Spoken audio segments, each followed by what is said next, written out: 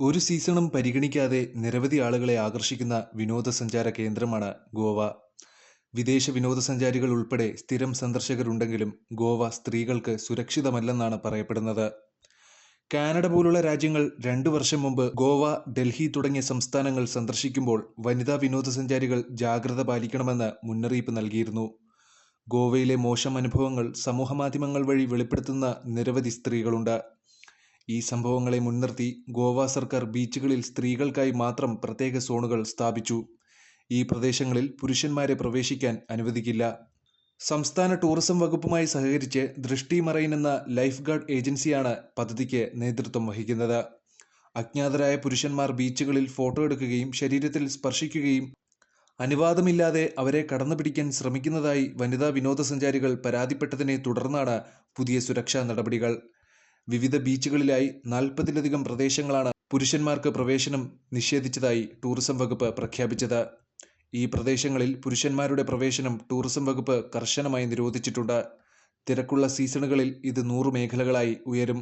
അരാംബോൾ, മോർജിം, Wagah, Calangute, Miramar, ബോഗാംബര, Colva, Wagah 2, അശ്വം തുടങ്ങിയ പ്രധാന ബീച്ചുകളെല്ലാം സ്ത്രീകൾക്ക് മാത്രമുള്ള സുരക്ഷിത സോണുകളാണ്. നിലവിൽ എല്ലാ ബീച്ചുകളിലും 3 വീതം സോണുകളുണ്ട്. സ്ത്രീകൾക്കും പുരുഷന്മാർക്കും കുടുംബങ്ങൾക്കും ഇത്തരത്തിൽ വിവിധ സോണുകൾ ഏർപ്പെടുത്തിയിട്ടുണ്ട്. എല്ലാ വിഭാഗങ്ങളും ദിശാസൂചികകളും മറ്റ് അടയാളങ്ങളും ഉപയോഗിച്ച് മനസ്സിലാക്കി വേണം ബീച്ചിൽ നിൽക്കേണ്ടത്. ഈ വിഭാഗങ്ങളിൽ ജലവ്യായാമങ്ങൾ ഒന്നും തന്നെ നടത്താൻ കഴിയില്ല. ഇത്തരത്തിലൊരു മാറ്റത്തിന് നല്ല അഭിപ്രായങ്ങൾ ലഭിച്ചിട്ടുണ്ടെങ്കിലും മറുവശത്ത് വിമർശനവുമുണ്ട്. ശല്യപ്പെടുത്തുന്ന പുരുഷന്മാരെ പിടികൂടി ജയിലിലടയ്ക്കുകയാണ് ചെയ്യേണ്ടത്. സ്ത്രീകൾക്ക് ചുറ്റും വേലി കെട്ടി സ്ത്രീ സുരക്ഷ സാധ്യമാക്കരുതെന്നാണ് പ്രധാന വിമർശനം. അത്തരം രീതികൾ ആവിഷ്കരിക്കുന്നത് വിപരീത ഫലമുണ്ടാക്കുമെന്ന് വിമർശകർ ചൂണ്ടിക്കാട്ടുന്നു.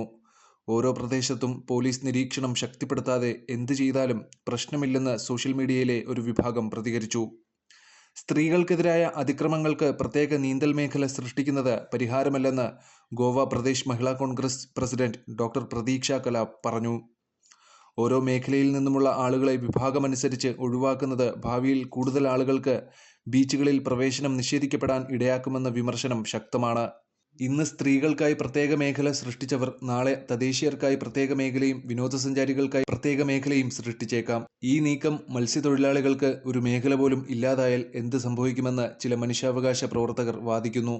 എന്നാൽ എല്ലാ വിമർശനങ്ങൾക്കിടയിലും സ്ത്രീ സുരക്ഷയ്ക്ക് ഇതിലും മികച്ച ഒരു നടപടിയും ഇല്ലെന്ന മട്ടിലാണ് ടൂറിസം വകുപ്പ് പെരുമാറുന്നത്.